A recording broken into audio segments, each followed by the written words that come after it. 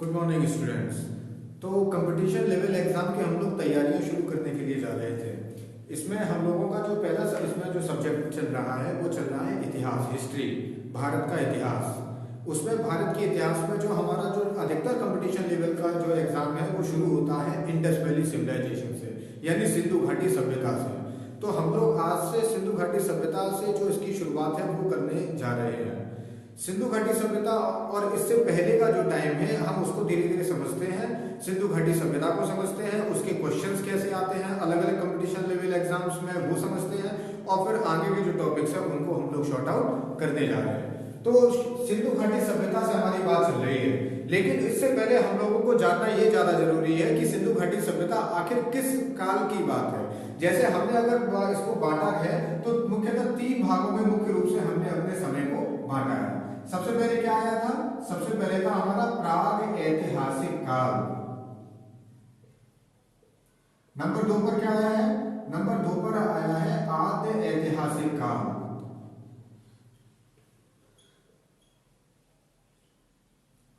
और नंबर 3 पर आया है इतिहास। ठीक है ना? तो हमने अपने समय को इन 3 भागों में, इन 3 मेजर पार्ट्स में डिवाइड किया है, डिस्ट्रीब्यूट किया है। तो मतलब क्या है इन तीनों का? जैसे शब्द हम समझ रहे हैं प्राग ऐतिहासिक काल, प्राग ऐतिहासिक काल, आद्य ऐतिहासिक काल और इतिहास। इन तीनों में मुख्य अंतर क्या है? तो मुख्य अंतर क्या है प्राग ऐतिहासिक काल में? कि जिस काल की घटनाओं के बारे में हमें कोई भी रिटन सोर्स अवेलेबल नहीं है, उपलब्ध नहीं है, उस काल को हम क्या कहते हैं? प्राग ऐतिहासिक काल। आद्य ऐतिहासिक किसे कहते हैं? जिस काल के बारे में लिखित स्रोत तो उपलब्ध है लेकिन उसको आज तक पढ़ा नहीं जा सका, तो उसको कहते हैं हम लोग आद्य ऐतिहासिक काल। और तीसरा इतिहास, इति धन हास, इति धन हास से मिलकर बना है हमारा इतिहास। मतलब ऐसा ही हुआ था जिसके रिटन सोर्स भी अवेलेबल है और जिनको हम लोगों ने पढ़ा भी है। ठीक है ना? प्राग ऐतिहासिक काल में क्या आता है? जैसे हमने देखा है कि आग की खोज किसने की थी? आदि मानव ने की थी। पहिए की खोज किसने की थी? आदि मानव ने की थी। लेकिन हमको नाम मालूम है क्या किसने की थी? ये मालूम है क्या? नहीं मालूम है ना। और ना ही वो कहीं लिखा गया है कि आग की खोज फला आदि मानव ने की थी। हमें कोई सा रिटन सोर्स भी उसका अवेलेबल नहीं है, इसीलिए उसको हम किस में रखते हैं? प्राग ऐतिहासिक काल में। हमें मालूम है कि प्राग ऐतिहासिक काल को हम 3 भागों में बांटते थे, पुरा पाषाण काल, मध्य पाषाण काल, नव पाषाण काल। लेकिन उसका कोई भी रिटन सोर्स हमारे सामने उपलब्ध नहीं है। उसके बाद का जो समय है वो है आद्य ऐतिहासिक काल, जिसके बारे में लिखित स्रोत तो उपलब्ध है लेकिन हम उसके बारे में आज तक पढ़ नहीं पाए।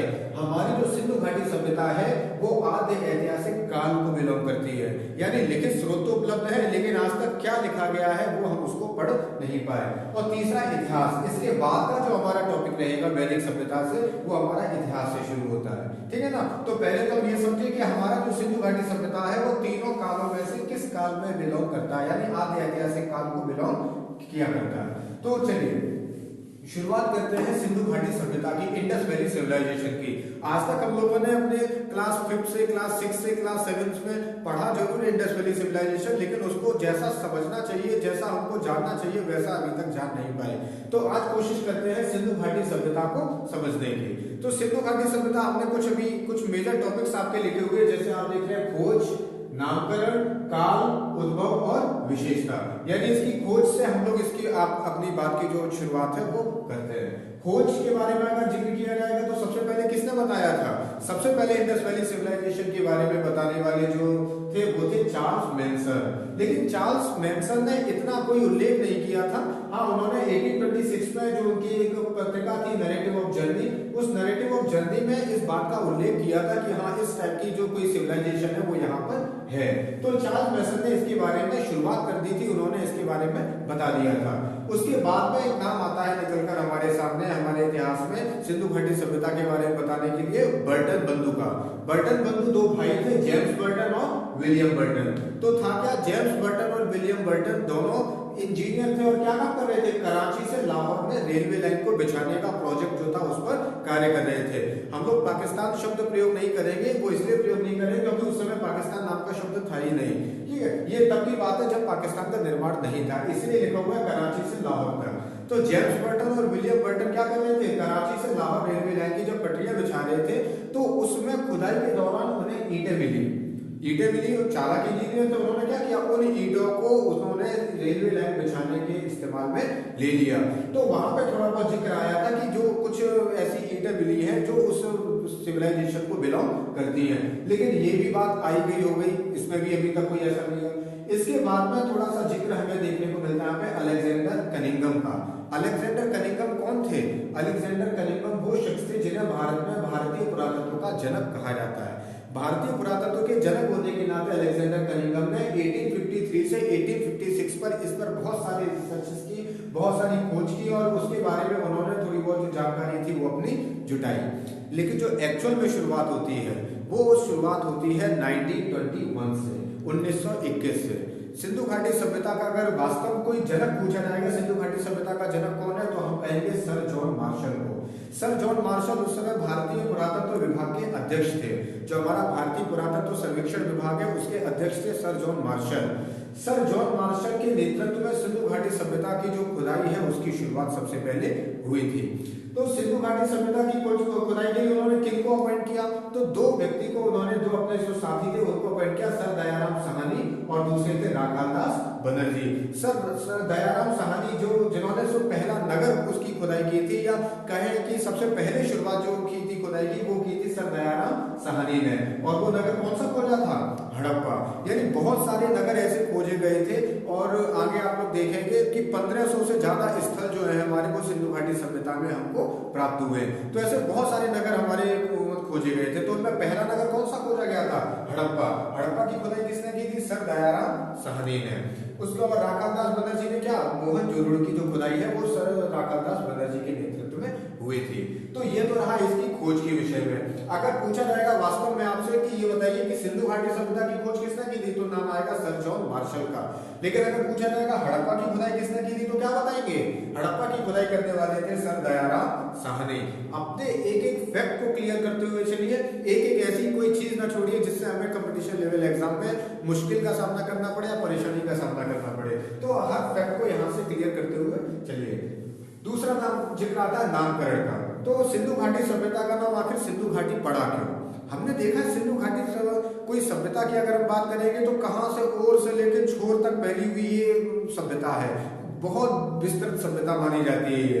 तो इसका नाम पड़ा था सिंधु घाटी सभ्यता, क्योंकि ये सिंधु और उसकी सहायक नदियों के किनारे विकसित हुई थी सभ्यता, इसीलिए इसका नाम पड़ गया सिंधु घाटी सभ्यता। क्योंकि कोई भी नगर है या कोई भी सभ्यता है वो किसी नदी के किनारे ही विकसित अधिकतर हमें देखने को मिला करती है। क्यों मिला करती है? क्योंकि उस जब पानी हमें उपलब्ध रहता है तो उससे हम अपना भोजन वगैरह ये सब अपना जीवन जो है वो संचालित कर सकते हैं। इसीलिए नदियों के किनारे ये ज्यादातर सभ्यता हमें देखने को मिलती है।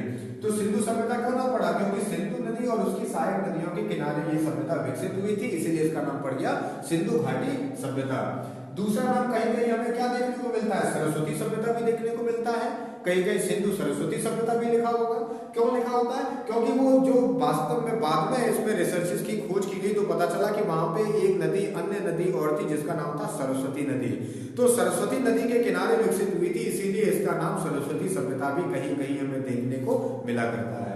एक नाम इसका और हम लोग दे देते हैं हड़प्पा सभ्यता। सिंधु सभ्यता को हम लोग हड़प्पा सभ्यता भी बोल देते हैं, लेकिन सिर्फ बोल देते हैं, ठीक है ना। क्यों बोलते हैं? क्योंकि सबसे पहला नगर खोजा गया था हड़प्पा। अभी आपने देखा सर दयाराम साहनी ने जो पहला नगर खोजा था उसका नाम क्या था? हड़प्पा। और ये माना जाता है कि जो पहली चीज खोजी जाती है उसी के नाम पर हम उसका नाम शो कर दिया करते हैं, इसीलिए सिंधु घाटी सभ्यता को हम लोग हड़प्पा सभ्यता भी कह दिया करते हैं, ठीक है ना। तो ये भी दो आपके पॉइंट क्लियर हुए, एक खोज से संबंध में और दूसरा नामकरण से संबंध में। तीसरा हम लोग बात देखते हैं काल, यानी इसका समय क्या है, जो इसका एक्चुअल टाइमिंग है वो टाइमिंग क्या है। देखिए इतिहास ये आद्य ऐतिहासिक काल की बातें हैं। अभी आप लोग ने देखा ना आद्य ऐतिहासिक काल, यानी इसका रिटन सोर्स तो हमारे सामने है लेकिन हम उसको पढ़ नहीं पाए आज तक। तो इसीलिए अलग अलग इतिहासकारों ने अपना अलग अलग मत इसमें प्रस्तुत किया है। तभी तो आप देख रहे हैं कि इसका नाम हम वो भी क्लियर से नहीं कह सकते हैं, क्योंकि उस समय जो चल रहा होगा सो चल रहा होगा, ये सभ्यता तो दब गई। अब उसके बाद में जब इसका हटाया गया, इसको खोजा गया, खुदाई में जब ये निकला तो उस समय की लिपि आज हम लोग नहीं पढ़ पाते हैं, क्योंकि जो लिपि थी वो कैसी थी? भाव चित्रात्मक लिपि चला करती थी। भाव चित्रात्मक मतलब अपने भावों को चित्र के रूप में वहां पर लिखित किया जाता था, और जो शब्द लिखे जाते थे उन शब्दों से हमारा परिचय आज तक नहीं हो पाया। तो इसीलिए भिन्नता यहाँ पर देखने को मिला करती है ना। तो सर जॉन मार्शल, पहला जो फैक्ट आता है वो सर जॉन मार्शल का आता है, क्योंकि सर जॉन मार्शल ने ही 1921 में इसकी जो शुरुआत जो खुदाई थी वो उन्होंने की थी। तो उन्होंने जो अपना टाइमिंग दिया वो टाइमिंग दिया 3250 से 2750 बीसी का, यानी 3250 से 2750 बीसी का जो टाइम है वो सिंधु घाटी सभ्यता का उन्होंने बताया है। लेकिन हम किसी भी फैक्ट को तब क्लियर मानते हैं जब वैज्ञानिक दृष्टिकोण से वो बिल्कुल ठीक हो, और वैज्ञानिक दृष्टिकोण से जो यहाँ पर माना जाता है वो डीपी अग्रवाल का माना जाता है। डीपी अग्रवाल ने कार्बन डेटिंग विधि से, यानी कार्बन डेटिंग विधि किसी भी वस्तु का या किसी भी पदार्थ की आयु पता लगाने की वैज्ञानिक विधि होती है कार्बन डेटिंग विधि। जैसा हमने देखा होगा कि कोई पात्र मिलता है या कोई मोहर मिलती है, हम कहते हैं हाँ ये मोहर हर्षवर्धन के जमाने की है ना। अभी हर्षवर्धन के जमाने की और उस मोहर में तो हर्षवर्धन का नाम भी नहीं लिखा, तो हमने कैसे पता लगाया? जैसे मान लीजिए कि कन्नौज में कोई चीज, कोई दबी हुई चीज थी, कोई मोहर वगैरह मिली, ठीक है, तो मोहर दबी हुई मिली तो हमने उस टाइम का क्या, उसका कार्बन डेटिंग किया, पता लगाया कितने साल पुरानी है, हमें मालूम पड़ गया हाँ फला इतनी 1500 साल पुरानी, 1600 साल पुरानी। हमने इतिहास खंगाला कि वहां पे 1500 साल पहले कौन शासन करता था, तो मालूम पड़ गया कि हाँ वो राजा शासन करते थे, तो ये चीज उनके जमाने की है। तो ऐसे हम लोग बताया करते हैं। तो कार्बन डेटिंग विधि के द्वारा हम लोग पता लगाते हैं। तो उसमें जो खुदाई में जो स्तर में चीजें निकली हैं, जब हमने कार्बन डेटिंग किया तो हमें जो एक्चुअल टाइमिंग मालूम पड़ा वो पड़ा 2300 से 1785 साल। तो हम इतना बात सकते हैं कि हाँ ये जो इनकी जो काल है वो इनका माना जाता है। अब अपने नेक्स्ट पॉइंट पे आते हैं, इसका उद्भव, यानी इसका उद्भव हुआ कैसे। सिंधु घाटी सभ्यता थी तो नहीं, मतलब वहां पर तो विकसित थी, लेकिन कहाँ कहीं ना कहीं से तो आई होगी, या ये इसमें जो लोग रहते थे वो लोग कहाँ से रहते थे या कहाँ से आए थे। ऐसा जब हम चीजों को देख लेते हैं या चीजों के बारे में समझ लेते हैं तो फिर हमें उन चीजों को समझना आसान हो जाता है, उन चीजों को अपने जहन में बिठाना आसान हो जाता है। जैसे हम ताजमहल की 10 बातें पढ़ें और 10 बातें पढ़ के उसको याद करने की कोशिश करें, और दूसरा आप ताजमहल को जाके एक बार देख आए, तो दोनों में कौन सी चीज बेटर है? उसको देखना बेटर है ना। ऐसे यहाँ पर हम इन चीजों को पढ़ते हैं और इनको अगर देख लिया जाए तो, या इनको कहीं ना कहीं मूवी वगैरह में किसी में देख लिया जाए, या कहीं इनको जाने का, या हम कहीं इधर से निकल रहे हैं या उस जगह पे घूमने का हमें अगर मौका मिल जाए तो हमें वो चीजें जल्दी याद हो जाया करती है, ठीक है ना। तो उद्भव की अगर हम बात करेंगे तो यहाँ पर हमारे सामने दो मत हैं, एक है स्थानीय मत और दूसरा है विदेशी मत, ठीक है ना। स्थानीय विदेशी मत को मानने वाले कौन थे? जैसे मार्शल थे, जैसे व्हीलर थे, इन्होंने विदेशी मत को प्राथमिकता दी है। इन्होंने कहा है कि सिंधु घाटी सभ्यता में जो लोग रहते थे या जो सभ्यता थी वो एक्चुअल में खुद की नहीं थी, वो सुमेरिया वासी जो थे उनकी सभ्यता से प्रभावित थी, ठीक है ना। क्योंकि उन्होंने जब इन दोनों सभ्यताओं का मिलान किया तो बहुत सारी चीजें आपस में मैच कर गई, ठीक है ना। हो सकता है पात्र मैच कर गए, हो सकता है कुछ जो लिखे हुए शब्द हैं वो मैच कर गए, हो सकता है कुछ संस्कृति मैच कर गई हो सकता है उस समय की कोई चीज जो है वो मैच कर गई हो, ठीक है ना। तो इस आधार पर उन्होंने कहा कि ये जो सिंधु घाटी सभ्यता थी ये सुमेरिया सभ्यता से प्रभावित थी, ठीक है ना। यानी ये जो यहाँ के लोग थे वो कहाँ से आए थे? सुमेरिया से आए थे। क्योंकि यहाँ जैसे हम बात करते हैं ऐसे इसमें मिस्र की सभ्यता भी हम लोग पढ़ते हैं, जैसे मेसोपोटामिया की सभ्यता भी हम लोग पढ़ते हैं। तो अलग अलग जो सभ्यताएं हैं उनसे भी हमारा परिचय यहाँ पर देखने को रहता है। ऐसी जैसे मिस्र की सभ्यता थी, मेसोपोटामिया की सभ्यता थी, वैसी भारत में कौन सी सभ्यता थी? सिंधु घाटी सभ्यता, ठीक है ना। दूसरा जो मत मिलता है वो स्थानीय मत है। स्थानीय मत में भी दो हमारे मत मिलते हैं। कहते हैं कि जो सिंधु घाटी सभ्यता में रहने वाले लोग थे वो कौन थे?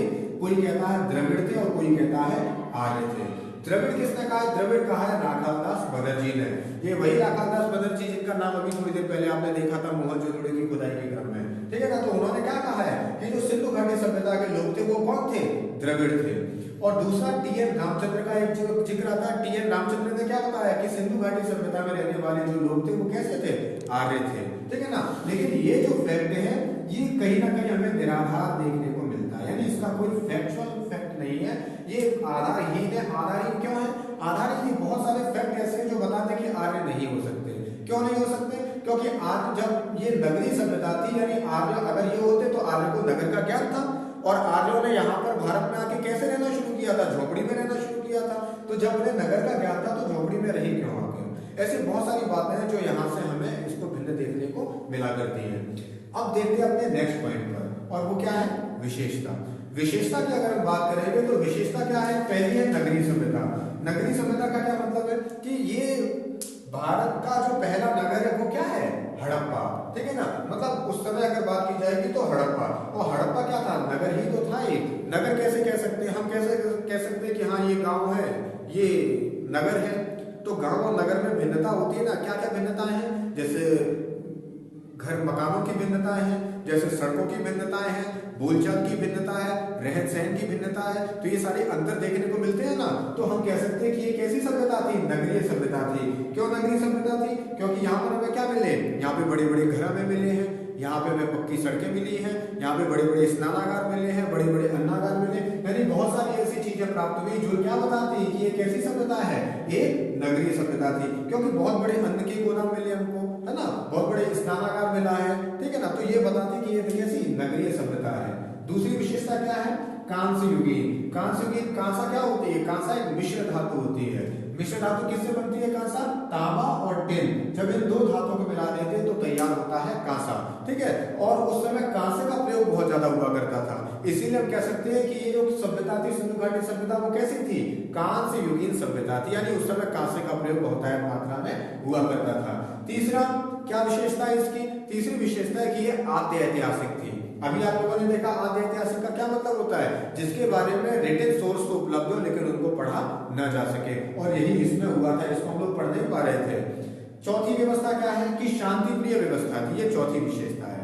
शांति प्रिय व्यवस्था हम कैसे कह सकते हैं शांति प्रिय व्यवस्था थी? अभी कोई वहां पे ऐसा तो है नहीं कोई मम्मी वहां पे हमें मिली, उसने बताया कि नहीं साहब शांति प्रिय, बड़ी शांति थी यहाँ पर, हमें बड़ा मजा आता था रहने में, तो हम कैसे बता सकते हैं कि शांति प्रिय व्यवस्था थी? अरे भाई, जो चीज होती है हमें उस चीज के प्रमाण भी तो मिलते हैं। हमें उस जमाने में इतनी खुदाई की चीजें निकली, उसमें बड़े बड़े पात्र निकले, आभूषण निकले, लेकिन कोई भी ऐसा चीज नहीं निकली जिससे हमें ये मालूम पड़े कि हाँ इसका उपयोग युद्ध के दौरान किया जाता हो, यानी कोई भी हथियार वहां पर प्राप्त नहीं हुआ। और हथियार प्राप्त नहीं हुआ तो हम कह सकते हैं कि कैसी व्यवस्था थी? शांतिप्रिय व्यवस्था थी। अगली क्या है? व्यापार प्रधान। अगली विशेषता हमारी नेक्स्ट है व्यापार प्रधान। व्यापार प्रधान मतलब व्यापार बहुत मात्रा में होता था, यानी हमें सिंधु घाटी सभ्यता में बड़े बड़े मार्केट मिले हैं, ऐसी जगह मिली जहां पर व्यापार हुआ करता था, और व्यापार उस समय दोनों चला करते थे, देशी व्यापार भी होता था और विदेशी व्यापार भी होता था, यानी दोनों प्रकार के व्यापार की जानकारी जो है वो हमें सिंधु घाटी सभ्यता के तहत मिलती है। अगली विशेषता क्या है? अगली विशेषता है कि ये हमारी विस्तृत सभ्यता थी। विस्तृत मतलब बहुत ज्यादा फैली हुई विशेषता थी, कह सकते हैं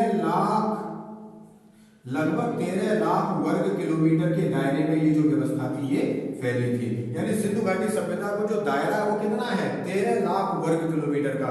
अंदाजा लगाइए, मिस्र की सभ्यता, मेसोपोटामिया, दोनों की सभ्यता को मिला लें तो उससे भी बहुत ज्यादा बड़ी सभ्यता हमारी सिंधु घाटी सभ्यता है, ठीक है ना। तो इतनी ज्यादा बड़ी विशालता सभ्यता है, इसीलिए हमने क्या कहा है? कैसी ये विस्तृत सभ्यता है। अगला इसके और फैक्चर की अगर बात करेंगे तो क्या है? राजनीतिक। राजनीतिक मतलब इसमें ऐसी व्यवस्था थी जो राजनीतिक व्यवस्था चला करती थी, जैसे इसमें पुरोहित जो थे उनका था, उसमें जो राजा थे उनका जो वर्णन मिलता है, तो राजा का वर्णन है, पुरोहितों का वर्णन है, तो हम कह सकते हैं उस समय जो व्यवस्था थी वो कैसी थी? प्रजातांत्रिक व्यवस्था थी, ठीक है ना। तो ये बताता है इसके राजनीतिक जीवन के बारे में। आर्थिक जीवन की अगर आर्थिक गतिविधि की बात करेंगे तो आर्थिक गतिविधि क्या है? वहां उस टाइम हमें कृषि के बारे में जानकारी मिलती है, यानी सिंधु घाटी सभ्यता में भी गेहूं और जौ वगैरह जो है इनके जो फसल है उसके बारे में हमें जानकारी मिलती है। पशुपालन के बारे में जानकारी मिलती है, ठीक है ना, कि पशुओं को पाला जाता था। तो खेती की बात करेंगे, पशुपालन की बात करेंगे तो ये क्या है? आय के ही तो स्रोत हैं, तो इनकम के ही तो स्रोत है, तो हमें आर्थिक गतिविधि की जानकारी मिलती है। सामाजिक और सांस्कृतिक की जानकारी कैसे मिलती है? सामाजिक की जानकारी कैसे मिलती है? कि उस समय जो समाज था, जैसे हमने पहले देखा है कि समाज हमारा 4 वर्णों में विभाजित था, लेकिन 4 वर्ण थे या कितने वर्ण थे ये तो नहीं, लेकिन हाँ घरों के क्रम में मिलता है, मंदिरों के क्रम में मिला, तो हमने कहा कि समाज जो है वो जो उस समय का समाज होगा वो जरूर 2 या 3 भागों में बटा होगा, क्योंकि जितने भी नगर मिले हमें वो नगरों में विशेषता देखने को मिली कि बड़े घर हैं और उसके साथ साथ छोटे घर भी हैं, तो बड़े घरों के साथ साथ छोटे घरों का भी है, इसीलिए हम कह सकते हैं उस समय सामाजिक व्यवस्था भी रही होगी।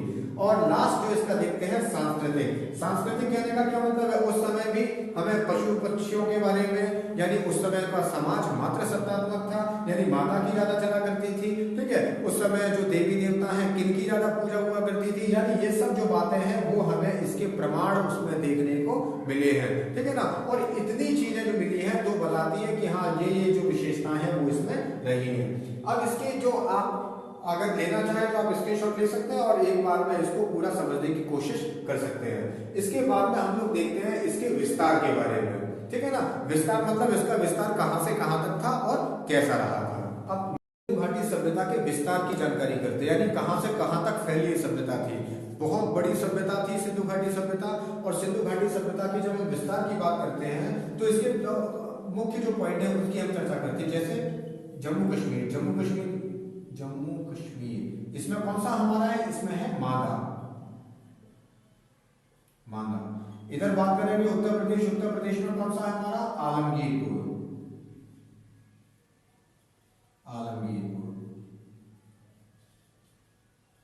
हमारा यहां पर है दाइमाबाद। कहां पड़ता है, महाराष्ट्र में। और यहां पर एक है आपका पाकिस्तान में सुतकांगेडोर। पाकिस्तान में एक जिला है बलूचिस्तान, प्रांत बलूचिस्तान। तो यहां पर पड़ा करता है, यानी ये जो इसका पॉइंट है, इसका अगर हम जब इसकी स्ट्रक्चर की बात करेंगे तो ये इसका स्ट्रक्चर बनता है आपका। यानी कैसा है, त्रिभुजाकार। अगर पूछा जाएगा सिंधु घाटी सभ्यता का विस्तार कैसा है, तो कैसा है, त्रिभुजाकार। ठीक है ना। अगर पूछा जाए सुतकांगेडोर कहां है, पाकिस्तान में, बलूचिस्तान में। और पूछा जाएगा मांदा कहां है, जम्मू कश्मीर में। आलमगीरपुर कहां है, उत्तर प्रदेश में। और दाइमाबाद कहां है, महाराष्ट्र में। अब जो ये स्थल है ना, अब ये स्थल जो है किसी न किसी नदी के किनारे रहे होंगे। ठीक है, जैसे मांदा है, मांदा किस नदी के किनारे है, मांदा है जम्मू कश्मीर में, और वहां पे नदी है चेनाब नदी। तो मांदा किस नदी के किनारे है, चेनाब नदी। आलमगीरपुर, ये काफी पूछा जाता है। अब जो कंपटीशन लेवल के एग्जाम है उसमें ऐसे प्रश्न काफी पूछे जाते हैं कि फला जो स्थल है वो किस नदी के किनारे है। ठीक है ना। और हम वहां पर अगर ये अपना याद करके जाते हैं तो हमें काफी सहूलियत रहती है। पूछा था आलमगीरपुर कहां है, तो आलमगीरपुर किस नदी के किनारे है, हिंडन नदी के किनारे, हिंडन नदी। ठीक है ना। दाइमाबाद किस नदी के किनारे है, तो दाइमाबाद है गोदावरी नदी। गोदावरी नदी की एक सहायक नदी थी, उसके किनारे है, उसका नाम है प्रवरा नदी। ठीक है ना। गोदावरी नदी या प्रवरा नदी, दोनों में से कभी भी कोई आएगा तो दोनों में से एक दिया जाएगा ऑप्शन, या तो गोदावरी दिया जाएगा या प्रवरा दिया जाएगा। तो दाइमाबाद किस नदी के किनारे है, गोदावरी नदी या प्रवरा नदी। इसके बाद सुतकांगेडोर की बात की जाए, सुतकांगेडोर किस नदी के किनारे है, दास्त नदी के किनारे, है ना। तो सुतकांगेडोर है दास्त नदी के किनारे। अब इसका आपको क्षेत्रफल बताया था, क्षेत्रफल कितना है, लगभग 13 लाख वर्ग किलोमीटर। यानी ये जो इसका विस्तार है, ये विस्तार कितना है, लगभग 13 लाख वर्ग किलोमीटर। आता है 12,99,600 किलोमीटर स्क्वायर। ठीक है ना। यानी और इसको हम लगभग 13 लाख वर्ग किलोमीटर की उसमें मान लेते हैं। अब लंबाई चौड़ाई की अगर हम बात करें तो लंबाई चौड़ाई यहां से यहां तक की अगर लंबाई की हम बात करेंगे तो लगभग कितनी है, 1600 किलोमीटर। यानी लंबाई की अगर हम बात करेंगे तो अधिकतम लंबाई कितनी, 1600 किलोमीटर। अगर चौड़ाई की बात करेंगे तो अधिकतम चौड़ाई यहां से लेकर यहां तक कितनी है, तो अधिकतम चौड़ाई की अगर हम बात करेंगे तो ये है 1400 किलोमीटर। ठीक है ना। यानी इतना ज्यादा विशालकाय क्षेत्रफल है, इतना ज्यादा विस्तृत क्षेत्रफल है कि हम कह सकते हैं कि ये मिस्र और मेसोपोटामिया दोनों ही सभ्यता से बहुत बड़ी सभ्यता आपकी इंडस वैली सिविलाइजेशन की मानी जाती है। और पूछा था इसमें लगभग कितने स्थल खोजे गए हैं, तो खोजे गए कुल स्थलों की संख्या है हमारे पास 1500।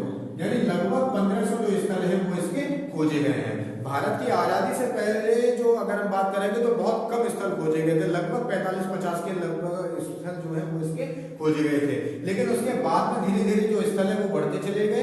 अलग अलग जगहों पर अलग अलग देशों में जो इसके स्थलों की संख्या है वो आज टोटल हो चुकी है 1500। अगर हम इनका जिक्र करेंगे तो फिर हम भारत में लगभग कितने हैं, भारत में लगभग 900 के जो स्थल है वो इसमें मिलते हैं। अगर बात करें पाकिस्तान की तो पाकिस्तान में कितने स्थल मिलते हैं, पाकिस्तान में 500 के लगभग जो स्थल हैं वो पाकिस्तान में हमको मिलते हैं। अगर बात की जाए अफगानिस्तान में कितने मिलते हैं, तो अफगानिस्तान में अगर हम बात करेंगे तो अफगानिस्तान में मिलते हैं मात्र 2। तो ऐसे करके जो स्थलों की संख्या है वो हमें यहाँ पर प्राप्त होती है ना। तो इतना बड़ा जो विशाल जो इस तरह जो क्षेत्रफल है वो हमारा सिंधु घाटी सभ्यता का है। यानी सिंधु घाटी सभ्यता के तहत जो नगर खोजे गए थे वो अलग अलग जगहों पर अलग अलग जो नगर है वो हमें देखने को प्राप्त होने को मिलते हैं। अब देखते हैं कि इन नगरों में जो हमारे जो प्रमुख नगर हैं उनकी क्या क्या विशेषता रही थी, तो इसके बारे में देखते हैं। तो प्रमुख नगरों की हम चर्चा करते हैं। दो प्रमुख नगरों की चर्चा करेंगे। वैसे इसमें बहुत सारे नगर मिले हमको, लेकिन दो प्रमुख नगर की अगर बात करें तो हड़प्पा और मोहनजोदड़ो की बात हम इसमें समझते हैं। इसके बाद भी आपको कालीबंगन मिला है, राखीगढ़ी मिला है, बहुत सारी आपको नगर इसमें जो प्राप्त हुए। तो सबसे पहले अगर हम बात करें प्रमुख नगर में हड़प्पा की, तो हड़प्पा की खुदाई किसने की थी? ये तो आपको मालूम है सर दयाराम साहनी।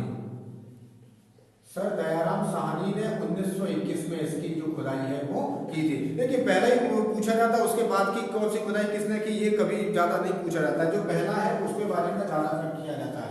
हड़प्पा किस नदी के किनारे है? तो हड़प्पा है रावी नदी के किनारे।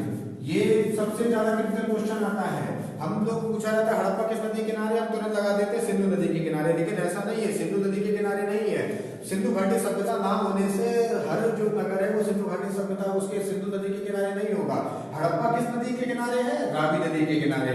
तो हड़प्पा रावी नदी, याद रखिएगा हड़प्पा रावी नदी। किसने को आज कहा ये जगह पड़ती कहाँ है? हड़प्पा।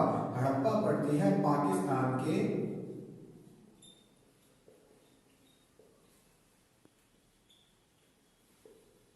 माउंट गोमरी जिला में, पाकिस्तान के माउंट गोमरी जिला में। यानी जो हड़प्पा नगर है वो कहाँ मिलता है? पाकिस्तान के माउंट गोमरी जिला में हमको प्राप्त होता है। अच्छा मिला क्या क्या था हमें उस जमाने में? हमें मिला था वहां पर श्रमिकों के आवास, श्रमिकों के आवास, ठीक है ना। याद रखिएगा पूछा जाता है कि श्रमिकों के आवास कहां से मिले थे, तो हमें याद रखना है कि हड़प्पा सभ्यता है, हड़प्पा नगर है, वहां से हमें श्रमिकों के आवास जो है वो प्राप्त हुए थे। हम कैसे कहेंगे कि ये श्रमिकों के आवास है? कोई हमें मालूम तो पड़ेगा। आवास तो आवास होते हैं, घर तो घर होते हैं। आप कैसे बताएंगे कि हाँ ये श्रमिकों के घर है, किसी मजदूर के घर को प्राप्त हुए? अरे सामान्य से सोचने वाली बात है। अभी हमारा घर यहाँ पे मान लीजिए कोई उसमें आज से हजारों साल बाद ये अगर दब जाए, हजारों साल बाद जब इसकी खुदाई निकले तो फिर क्या निकलेगा? बोर्ड निकलेगा, डस्टर निकलेगा, मार्केट निकलेगा। तो क्या होगा? ये कहा जाएगा कि हाँ किसी ऐसे व्यक्ति का घर है जहां से पढ़ाया जाता होगा, है ना। तो ऐसी जब श्रमिकों के आवास मिले तो ऐसी चीज मिली होगी जो श्रमिक वगैरह प्रयोग किया करते हैं। जैसे कुदाल मिला होगा, कोई ऐसा चीज मिली होगी, जैसे उसमें कोई चाक वगैरह है वो मिला होगा। तो हमने कहा कि हाँ ये घर किनके हैं? श्रमिकों के हैं। तो वहां पर जो सबसे ज्यादा चीज मिली थी वो मिली थी कुम्हार के चाक। कुम्हार के चाक, कुम्हार के चाक वहां पर हमको सबसे ज्यादा प्राप्त हुए थे। तो कुम्हार के चाक, प्रश्न ये भी पूछा था कुम्हार के चाक कहां से प्राप्त हुए थे, तो क्या बताएंगे कहां से प्राप्त हुए थे? हमें प्राप्त हुए थे हड़प्पा से। और क्या प्राप्त हुआ था? आपको प्राप्त हुआ था अन्नागार, यानी अन्न के बड़े बड़े गोदाम जो है वो आपको वहां से प्राप्त हो गए थे। बड़े बड़े अन्न के गोदाम जो है वो हमको वहां से मिले थे। और क्या मिला था? और मिली थी हमें लकड़ी की ओखली, लकड़ी की ओखली। तो याद रखिएगा ये सारी चीजें जो है वो हमसे एग्जाम में पूछी जाती है। बहुत बड़े बड़े कंपटीशन लेवल एग्जाम में ये छोटी छोटी बातें जो है वो हमसे पूछी जाती है, और क्योंकि हम उसको ज्यादा डीपली स्टडी करते नहीं है इसीलिए हमारे सामने ये मुश्किल जो है वो आ जाती है। और क्या मिला था? किसकी पूजा होती थी? तो पूजा होती थी उस समय मातृ देवी की। तो मातृ देवी की उस समय जो पूजा है वो हुआ करती थी। पूछा जाता मातृ देवी की पूजा कहाँ होती? तो क्या बताएंगे? हड़प्पा में मातृ देवी की पूजा हुआ करती थी। और क्या मिला है आपको? और मिला है आपको ताबूत मिला है, ताबूत। ताबूत के अलावा और क्या मिला है? और मिला है कब्रिस्तान, ठीक है ना। कब्रिस्तान मिला है। कब्रिस्तान का नाम क्या है? कब्रिस्तान का नाम है RH-37। अब RH-37 का क्या मतलब होता है? RH-37 उस जमाने में क्या ये वर्ड चला करते थे? नहीं, वो उस जमाने में कुछ उन्होंने लिखा होगा, वो आज के भाव के हिसाब से, आज के लिखे गए शब्दों के हिसाब से RH-37 हमारा हो जाता है। ये खाली एक कॉमन है उसमें, और कुछ ऐसा RH-37 का कोई मतलब नहीं है। और क्या मिला आपको? और मिला है जानवर। जानवर कौन से मिले हैं? जानवर में आपको मिला है हाथी की खोपड़ी, हाथी की खोपड़ी मिली है, और एक सींग वाला जानवर मिला है,